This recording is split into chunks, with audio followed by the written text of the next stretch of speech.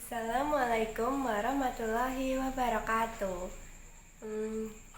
Di sini saya akan membahas tentang ANAFA klasifikasi tunggal beserta dengan langkah-langkahnya.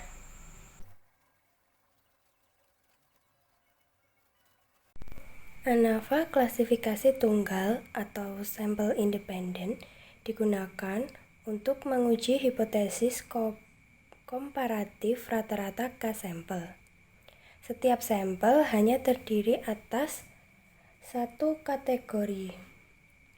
Nah, di sini contoh data yang dianalisis dengan ANAFA satu jalan atau tunggal minimal menggunakan minimal 3 data atau datanya lebih dari 2. Nah, di sini ada 3 data, yaitu data sampel 1, data sampel 2, dan data sampel 3 yang terdiri atas satu kategori, yaitu hanya satu kategorinya saja. Maksudnya 3 data sampel. Nah, sampelnya itu lebih dari 2 atau minimal 3.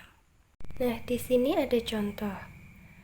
Penelitian dilakukan terhadap 15 siswa yang diambil secara acak pada setiap kelas 3A, 3B, dan 3C untuk mengetahui pengaruh metode pembelajaran inquiry terhadap prestasi belajar siswa pada mata pelajaran IPA kelas 3 SD. Nah, di sini sampelnya ada 3, yaitu kelas 3A, 3B, dan 3C. Nah, dari kelas 3A, 3B, dan 3C ini diambil 15 siswa secara acak dan diberikan satu perlakuan, yaitu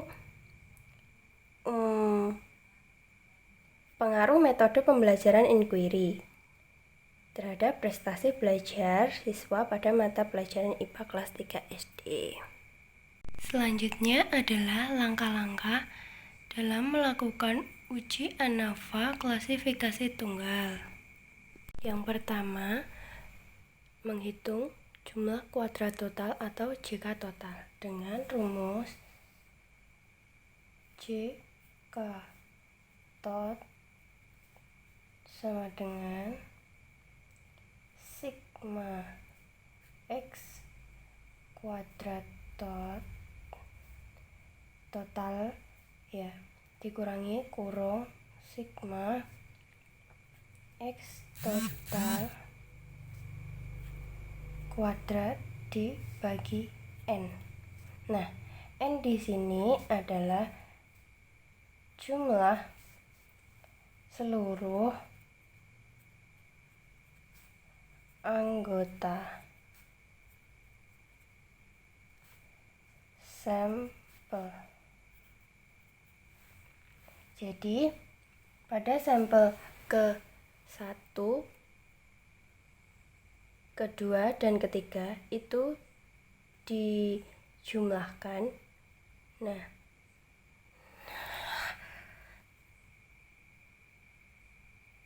selanjutnya menghitung jumlah kuadrat antara kelompok atau biasa disebut dengan JK antara. Nah, menghitungnya dengan rumus JK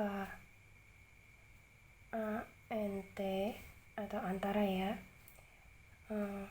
kurung sigma X1 kuadrat dibagi N1 ditambah kurung sigma X2 kuadrat dibagi N2 ditambah kurung sigma XM kurung tutup kuadrat dibagi NM dikurangi kurung sigma X total kuadrat dibagi N besar.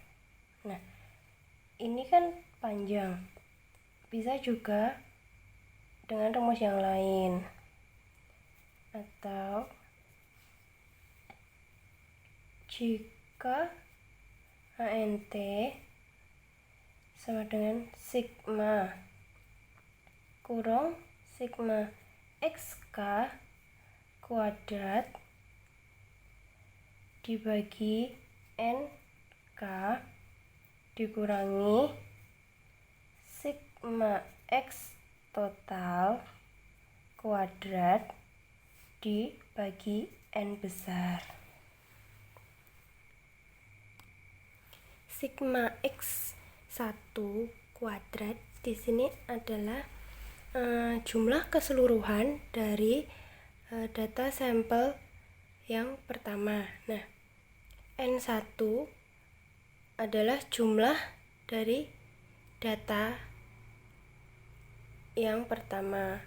Nah, X2 adalah jumlah dari keseluruhan data yang kedua. Nah, N2 adalah jumlah data pada data sampel yang kedua. Nah, di sini X total yaitu data ke-1, data kedua, dan data selanjutnya itu dijumlahkan. Nah, itu nanti jadi X total. Nah, N besar di sini adalah jumlah keseluruhan dari X total tersebut. Yang selanjutnya, menghitung jumlah kuadrat dalam kelompok yang biasa disebut dengan JK dalam. Nah, rumusnya JK dalam sama dengan JK total dikurangi JK antara. Nah, mulai nomor 3 ke bawah akan menggunakan rumus-rumus yang lebih sederhana dari yang di atas, dari yang nomor 1 dan 2. Yang nomor 4, menghitung mean kuadrat antara kelompok, atau yang biasa disebut dengan MK antara.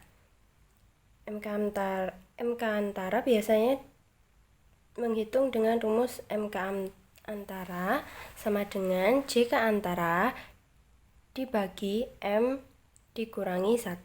Nah, M adalah jumlah kelompok sampel. Jumlah kelompok sampel misalnya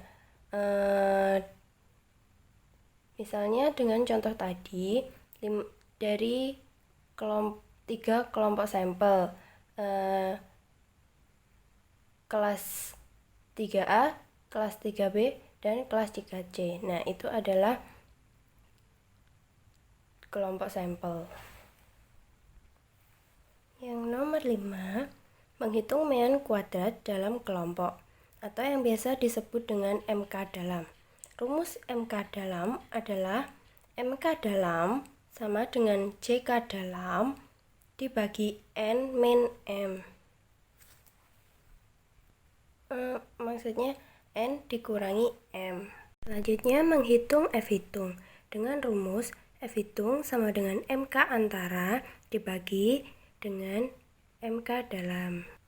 Nah, jika F hitung sudah ditemukan, maka selanjutnya adalah menghitung F tabel.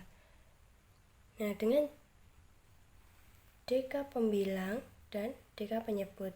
Nah, DK pembilang dihitung dengan M-1 dan DK penyebut dihitung dengan N dikurangi M.